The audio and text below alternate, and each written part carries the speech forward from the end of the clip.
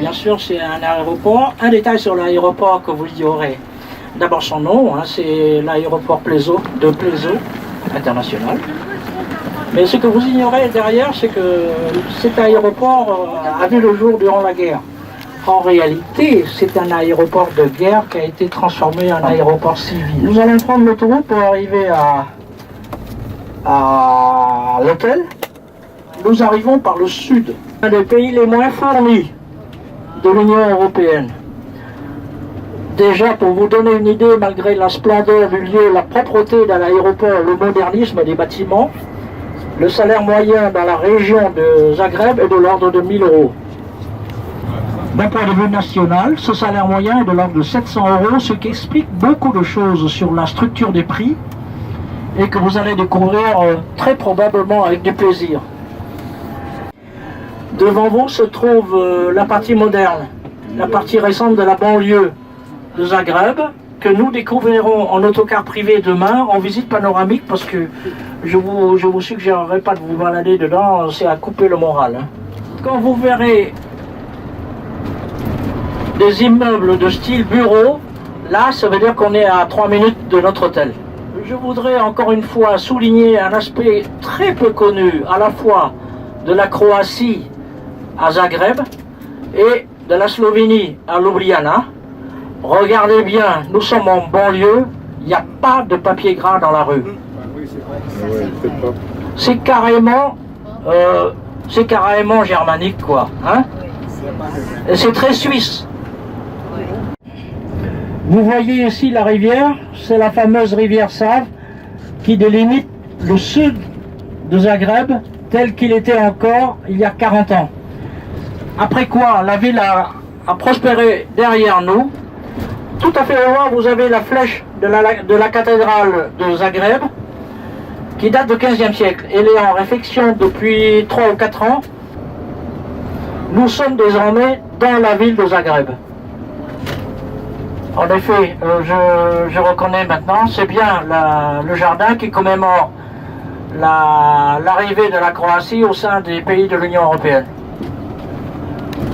Toute la partie moderne pour entrer dans la partie du XIXe siècle. Pratiquement sans changement, sans transition.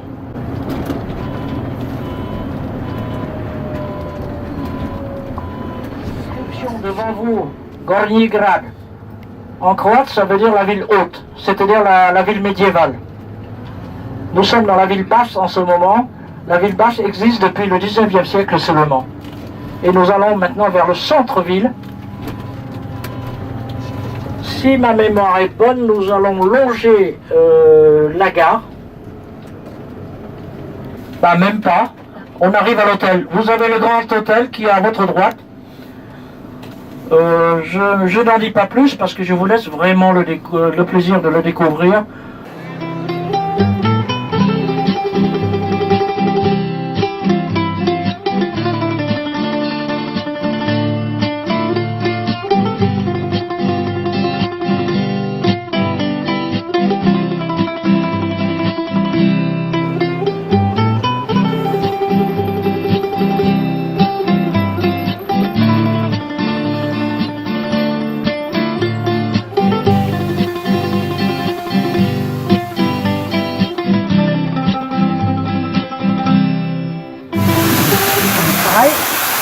C'est-à-dire au début du XXe siècle.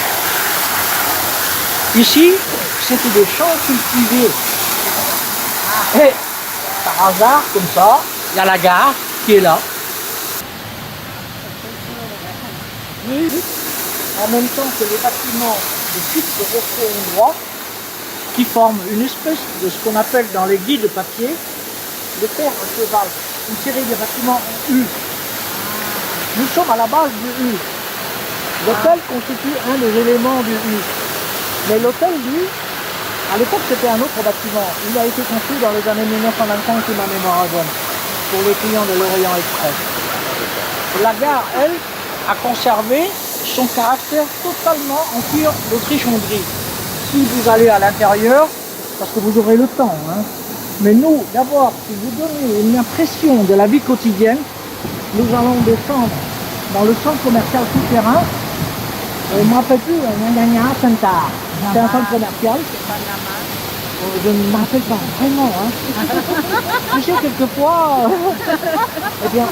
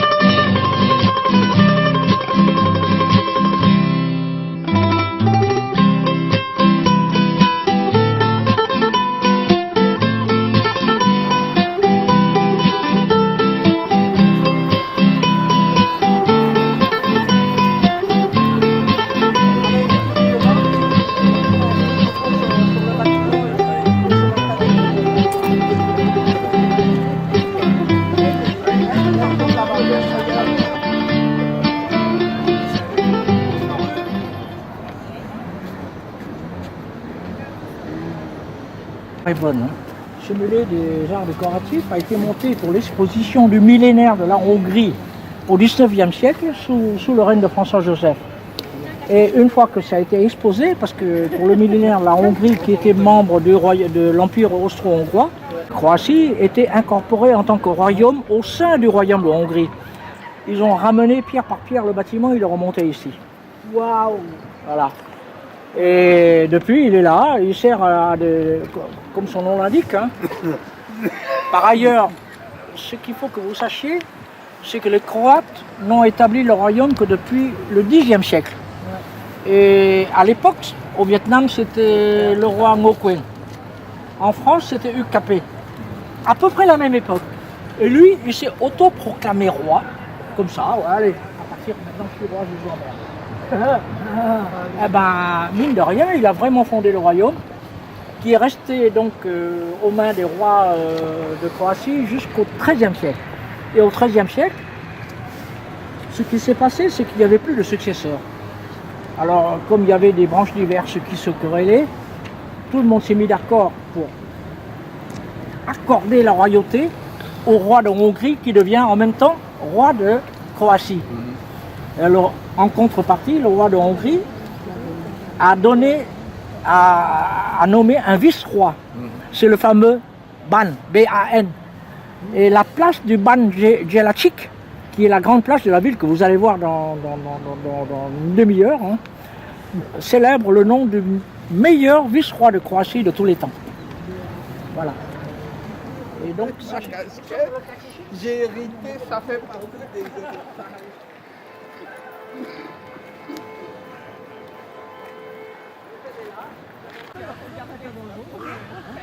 Et de l'autre côté, c'est le fameux nom de Marie-Thérèse. Oui, le jaune clair.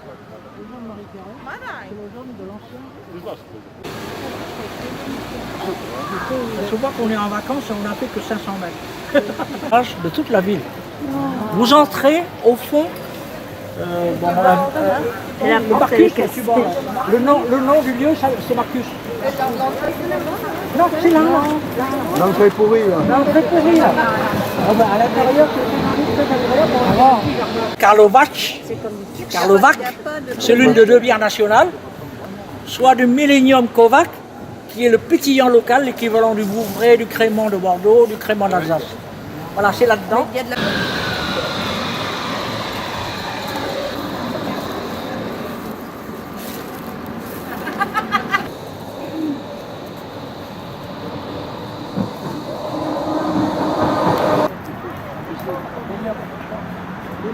L'esplanade au lieu d'aller dans les grands hôtels modernes.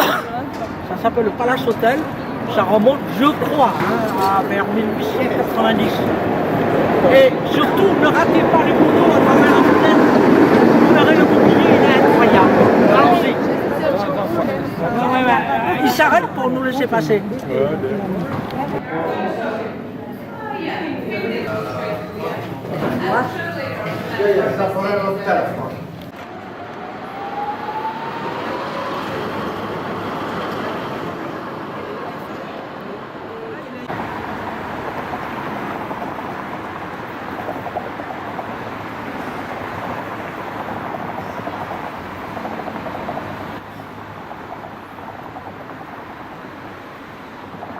C'est là-bas, là.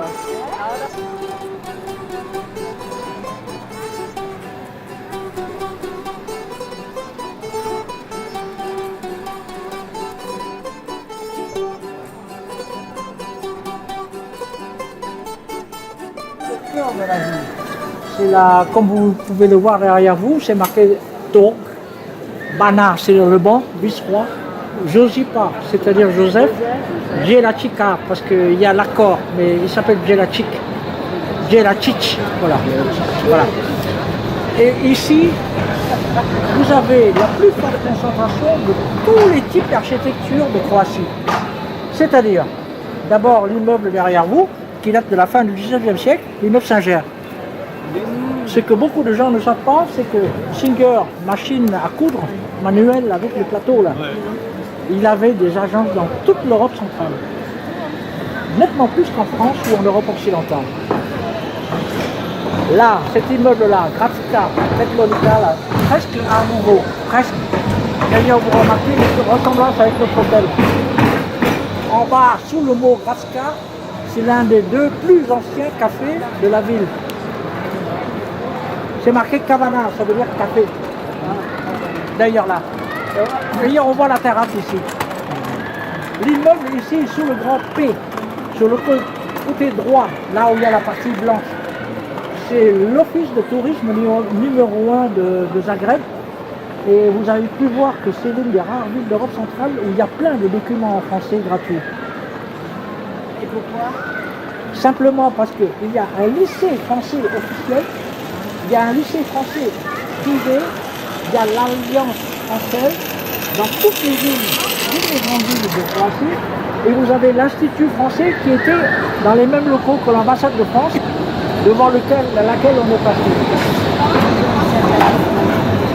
Là, vous avez une architecture du XVIIIe siècle, mais qui veut ressembler bizarrement à du Louis XIII. Là, c'est de sécession, là, c'est du moderne, et ici, à gauche, c'est le seul immeuble moderne en centre-ville. Nous, on l'appelle le café 360 degrés parce qu'en haut, on tâchera d'y aller. Hein. En haut, il y a une terrasse, mais on voit toute la ville à 360 degrés. C'est bien. Oui, panorama. Très beau. Toi, tu adores boire du café comme ça. Dans un journal. Alors, l'immeuble de couleur saumon, là, devant moi, devant mon bras, là, il y a une petite rue sur le début du fameux marché d'Olac qui est ouvert chaque jour, du petit matin jusque dans l'après-midi. Nous y serons après-demain matin. Et vous verrez le cœur de la ville, il n'y a que des parasols rouges, même quand il pleut, parce que c'est la couleur du marché. Cette voie-ci où transitent les tramways bleus, c'est l'ancienne voie romaine, parce que c'est une ancienne cité romaine. Cette avenue qui s'appelle l'avenue Ulica, ça fait 6 km de long. Elle se termine par la place de Grande-Bretagne, la place d'Angleterre.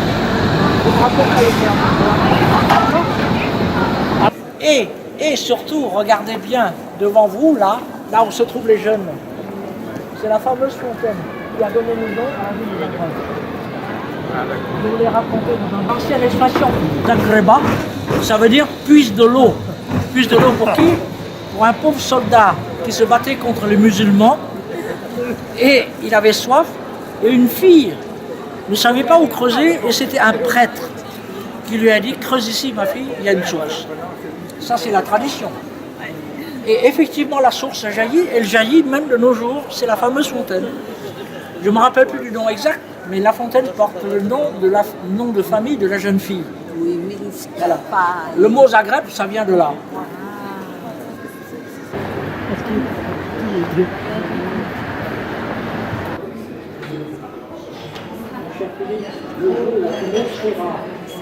Un appartement comme ça.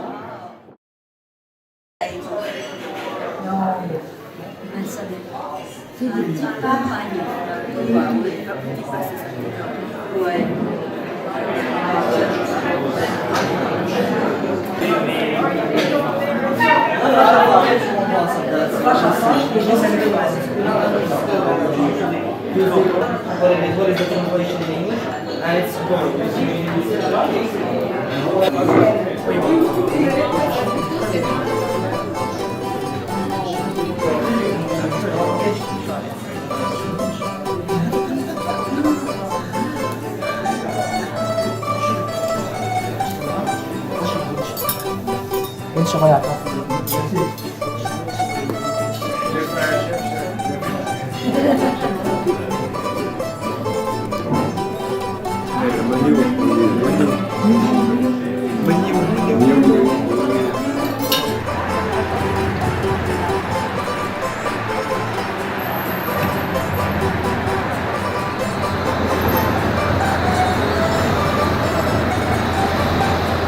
Oh, bonjour les copains.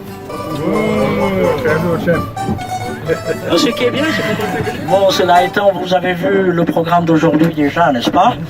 Nous allons commencer par le côté le moins agréable, à savoir la visite strictement panoramique, hein, quelques photos peut-être, de la ville nouvelle au sud de la rivière Save, que nous avons franchie hier avant d'arriver en plein centre-ville, sans transition. Il s'agit quand même pour vous de voir les deux visages de cette ville. Une seconde seulement pour vous dire que à votre droite, ce sont les plus beaux immeubles d'habitation vrais de Zagreb. Ils sont en pleine rénovation et ce sont les habitants d'avant la Deuxième Guerre mondiale qui sont restés. Ils sont donc très démunis. Ils n'ont pas pu rénover les immeubles. Alors comme je le disais, nous allons dans la partie soviétique de la ville. Hein, j'utilise le mot qui n'est pas correct parce que le régime n'était pas identique. Alors ça s'appelle la nouvelle ville, Novigrad. Et c'est gris, de temps en temps pour égayer vous verrez la fameuse couleur jaune de Marie-Thérèse qui est utilisée dans l'ensemble de l'Empire austro-hongrois. De même vous aurez quelquefois des immeubles qui ont été rénovés entre guillemets mais en utilisant la peinture cacadois, donc pas très gai quoi. Hein. Ensuite nous irons dans ce qu'on appelle le champion des cimetières. Je sais, ça paraît morbide, mais vous verrez que la visite en vaut vraiment la peine. C'est le fameux cimetière Mirogoj. De là, on passera à Medvednica, qui est une station de sport. Nous n'irons pas dans la station de sport, ça sert à rien. On est à peine à la fin de l'été, début de l'automne. En revanche, on ira dans une espèce de fortin, d'où la vue sur les environs est absolument éblouissante. Ensuite, nous passerons à la banlieue de la ville, la grande banlieue. C'est une localité qui s'appelle Samobor. Et là-dedans, c'est l'une des capitales du fameux gâteau à la crème de Croatie, la Kremnica. Et enfin, pour terminer, nous nous arrêterons à un lieu très aimé des Zagrébois. C'est le lac, en français, Jarin, en croate, Jarun. C'est un lac qui sert à la fois de lieu de rame, de voile, de canotage, mais qui devient, à partir de 20h le soir, le lieu absolu de la vie nocturne. Ce sont les nightclubs les plus abracadabrants de toute la Croatie, paraît-il, à part la côte d'Almat.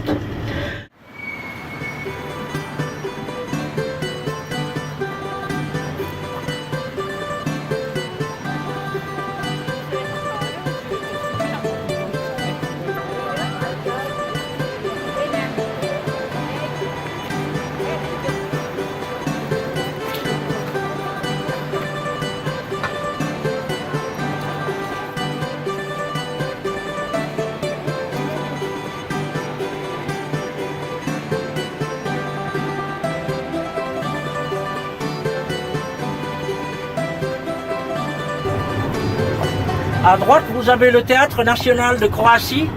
Il y a un deuxième qui est dans une autre ville qui s'appelle Varaždin. Ce théâtre à droite a été inauguré par l'empereur François-Joseph, dont le carrosse a dû traverser un champ de blé, parce qu'à l'époque, ici même, c'était une zone de culture. À gauche, vous avez un bâtiment cubique. C'est le musée, je crois que c'est le musée des arts modernes, comme par hasard. De l'ancienne voie romaine. C'est la rue Ilicha. Voilà la grande place derrière là-bas. Devant vous, qui s'appelle la Veneto Banca. si vous vous rappelez l'histoire, toute la côte de Croatie était territoire de la République de Venise, d'où le nom de Venise un peu partout.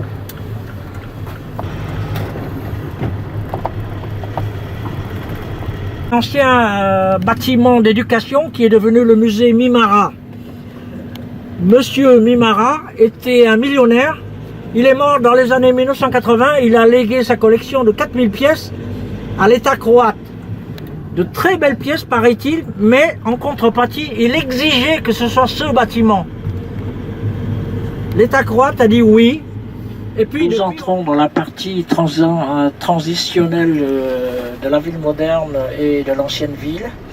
La transition se fait à travers des immeubles de bureaux, comme vous pouvez d'ores et déjà le voir, parmi les premiers immeubles sur le côté gauche. Ensuite, nous entrerons dans la partie vraiment nouvelle, la ville nouvelle, Novigrad. Vous remarquerez aussi, à partir de maintenant, l'aspect extrêmement simple, l'habillement simple des gens, ce qui ne cache pas du tout ce qui cache leur très très grande fierté. Ils sont très très fiers en tant que peuple. Nous sommes maintenant dans la ville nouvelle. Cette partie a été rénovée parce qu'elle jouxte la vieille ville et il fallait donner une bonne vision de la ville aux gens qui arrivent. Mais malgré cela, regardez bien le bas des immeubles, c'est pas très gai. Hein. Et encore, à mon avis, il tient à nous faire voir la partie convenable de la ville nouvelle, mais l'autre partie est vraiment triste. Et bien voilà, hein, nous allons quitter la ville nouvelle. Vous avez eu une très très petite vision de la ville nouvelle, c'était pour connaître. Et là, nous allons, Dieu merci, aller visiter les environs.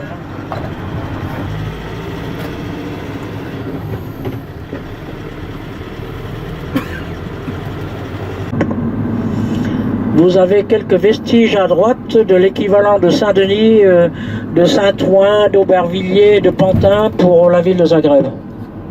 Les immeubles que vous voyez à droite, légèrement devant, c'est ces immeubles qui ont été construits en 1950 presque d'urgence pour la partie défavorisée de la population.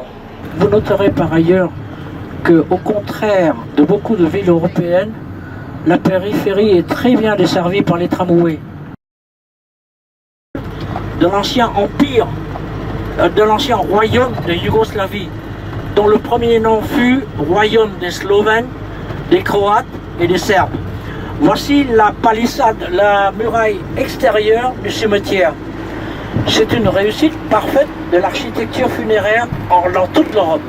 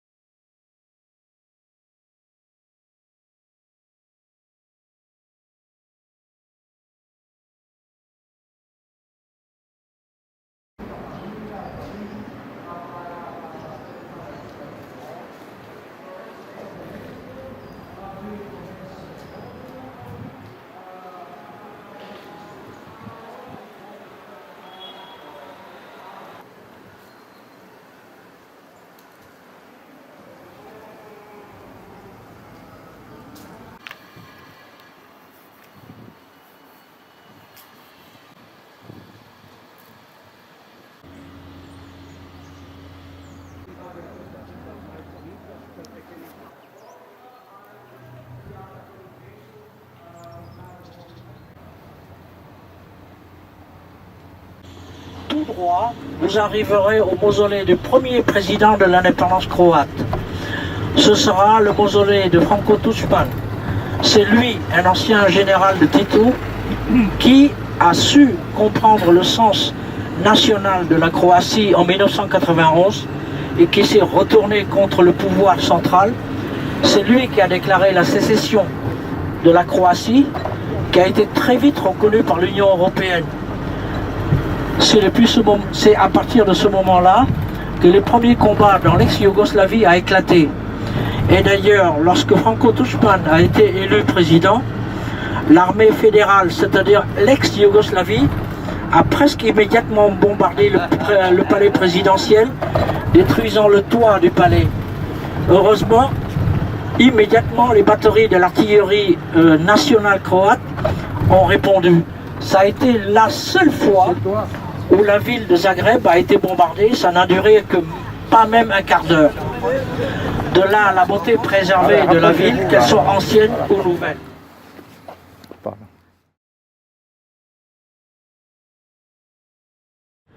Nous allons rejoindre la zone des collines de Medvednica, qui est au nord-est, je crois, de Zagreb, et d'où nous allons dominer toute la localité de la zone urbaine de Zagreb.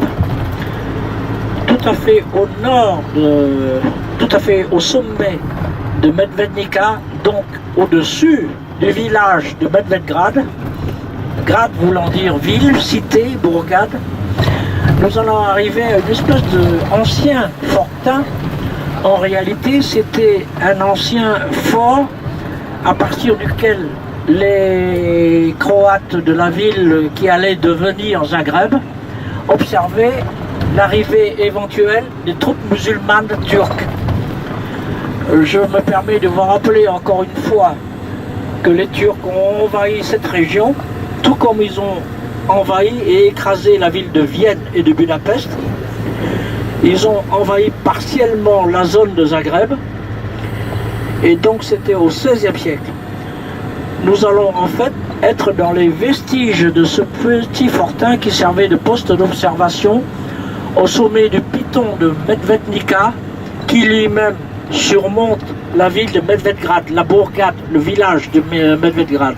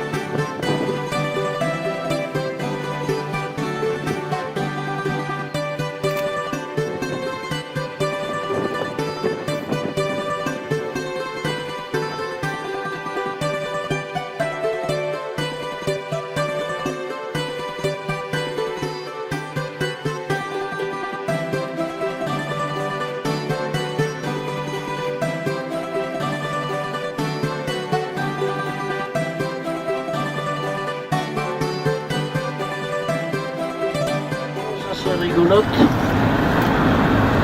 Il y a une fête spéciale chaque année pour le fameux gâteau de Samobor. C'est un gâteau crémeux. Je vous recommande de ne pas le rater. Il s'appelle la Kremnita. Et ne soyez pas étonnés si cette pâtisserie vous est servie tiède ou chaude. C'est le seul endroit de toute la Croatie où ce gâteau est servi réchauffé et non pas frais.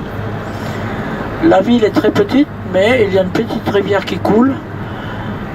Exceptionnellement, pour cette visite, je ne suis pas de service, donc il n'y aura pas de commentaires ni quoi que ce soit. On se balade comme on veut, ensemble ou non, et puis on se retrouve.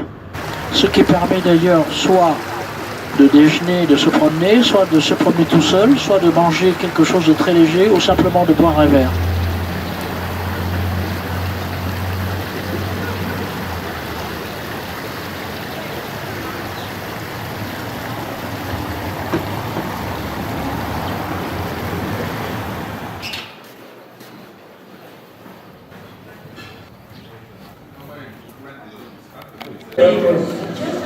A mislim koliko sam ja računao sam koliko sam našim konstrukcijama pričali.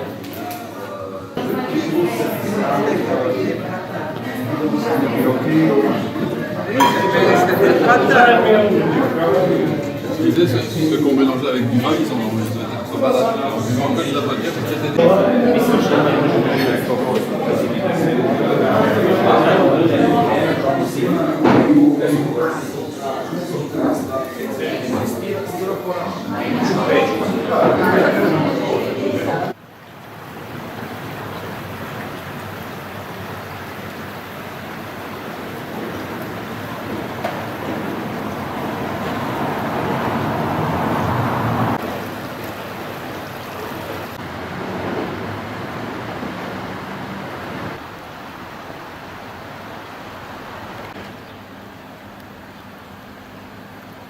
arrivons au lac Jaroun dans quelques centaines de mètres.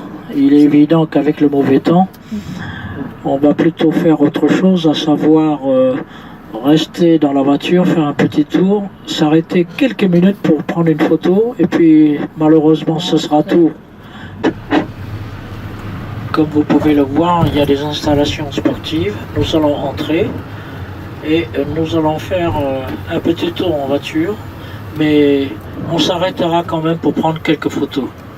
Les épreuves d'aviron, de voile sur lac, de motonautisme, etc. se déroulent ici.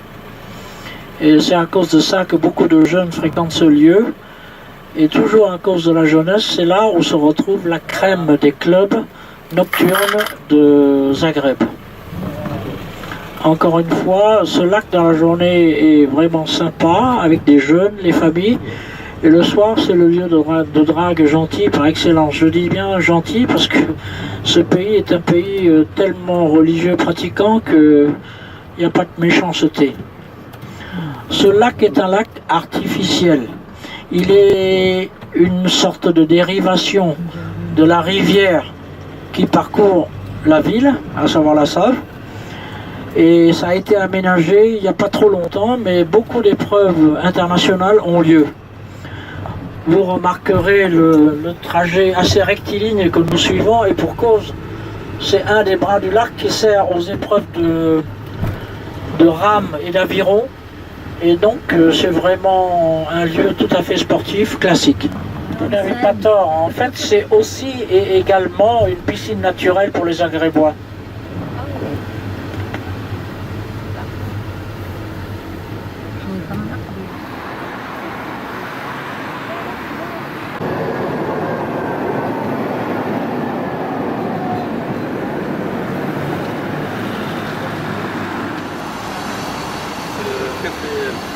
On a dit 5e carrefour. Ouais, là-bas. On est à combien de carrefour?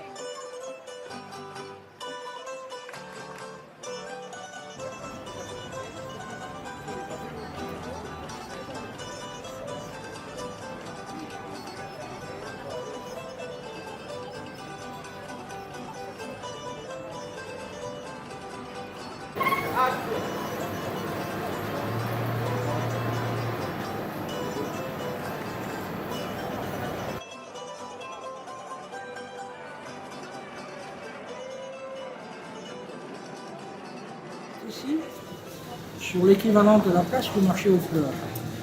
Mais c'est accessoire. En fait, ici, c'est la plus grosse concentration de café de toute la ville. Et si vous venez ici le samedi matin et le dimanche, sachez qu'ici même, vous ne pouvez pas bouger. C'est la foule, c'est les Champs-Élysées durant le 14 juillet. C'est le fameux phénomène de la Siska ou la Pisca, je ne me rappelle plus. C'est-à-dire le moment où tous les Zagrébois se retrouvent. Parce que les choses bizarres, on dit dans la grande ville. Et donc c'est ici qui se change la nouvelle familiale de la ville. Et c'est ici qui se montrent les enfants. Et l'un des cafés les plus célèbres se trouve là, en diagonale. C'est le café de Paris. Là, c'est très simple.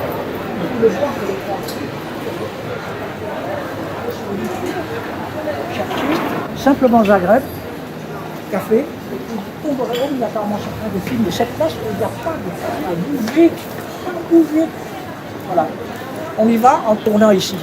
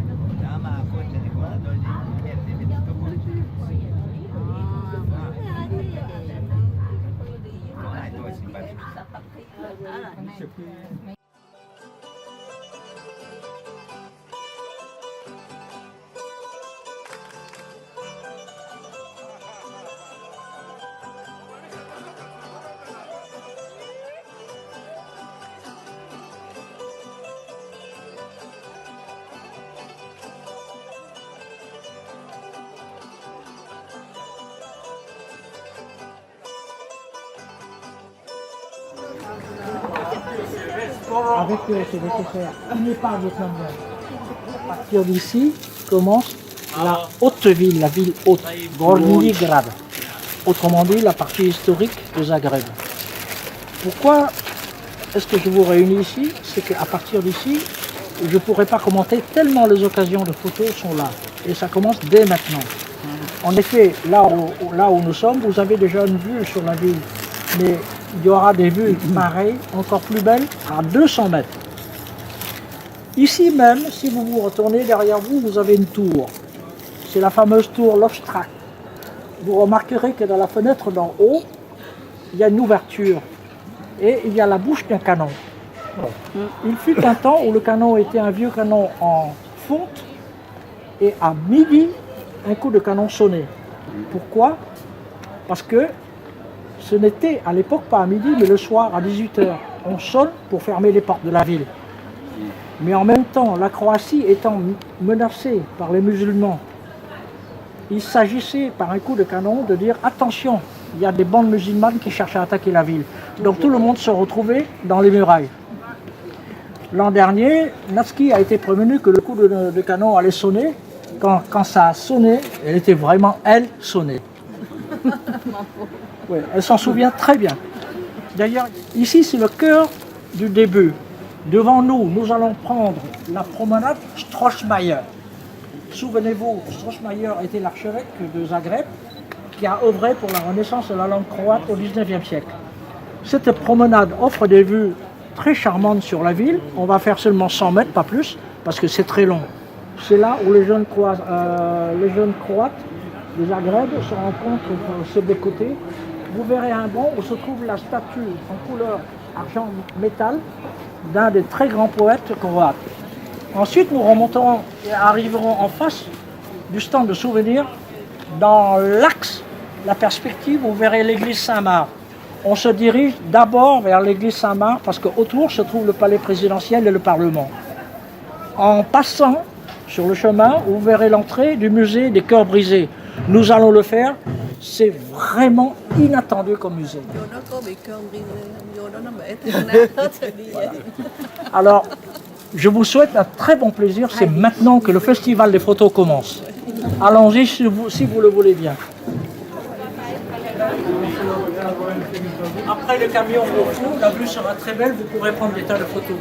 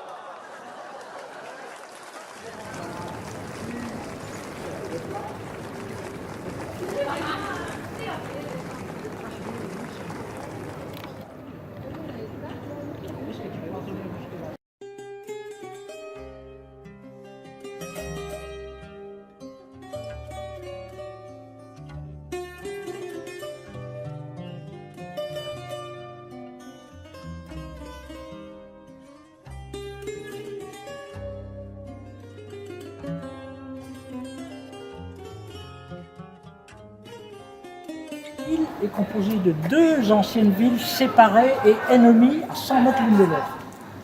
Gradec était la plus ancienne, c'était une petite bourgade, un petit village. À côté, dans le quartier de la cathédrale que vous avez vu à partir de la terrasse, s'est élevée une autre ville rivale qui s'appelait Capitole. Le Capitole, parce que c'est sur une colline aussi, comme le Capitole de Washington. Les deux villes se sont littéralement haïes, se sont pratiquement fait la guerre. Il y a une rue qui s'appelle, je traduis approximativement, la rue du sang. Dès que les habitants se rencontraient dans cette rue, ils se tuaient. Vous allez voir cette rue tout à l'heure. Donc retenez que nous sommes dans Gradec, la plus vieille partie.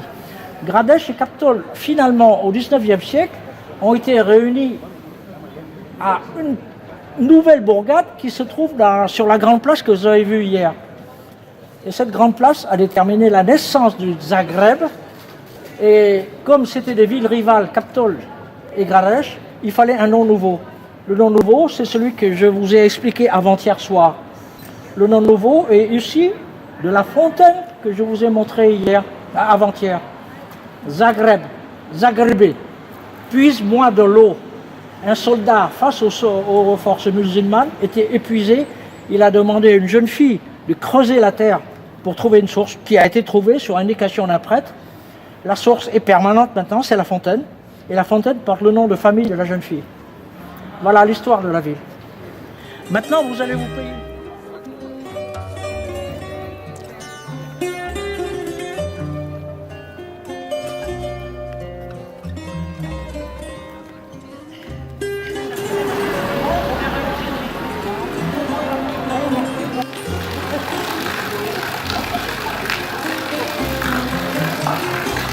Xì cái đuôi con rắn hả?